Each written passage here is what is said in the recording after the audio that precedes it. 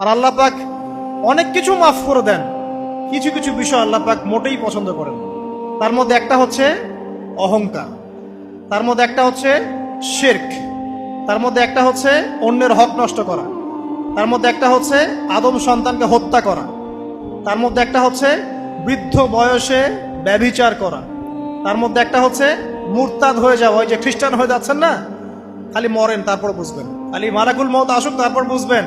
আল্লাহ রাব্বুল আলামিন বলছেন তার রাসূলের মাধ্যমে, কেউ যদি সাক্ষ্য দেয় আল্লাহ ছাড়া কোনো মাবুদ নাই, মুহাম্মদ সাল্লাল্লাহু আলাইহি ওয়াসাল্লাম শেষ নবী, ঈসা ইবনে মারইয়াম আল্লাহর প্রেরিত নবী, আল্লাহর পুত্র নন, জান্নাত সত্য এবং জাহান্নাম সত্য, এই পাঁচটা বিষয় যদি কেউ সাক্ষ্য দেয় ইনশাআল্লাহ সে জান্নাতে যাবে, তার আমল যেমনই হোক না কেন।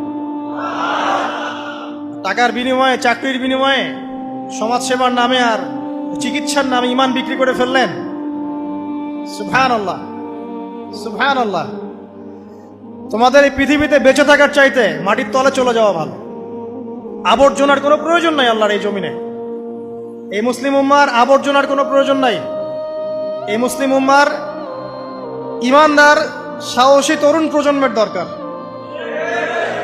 আল্লাহ পাক কবুল করুন, আমিন।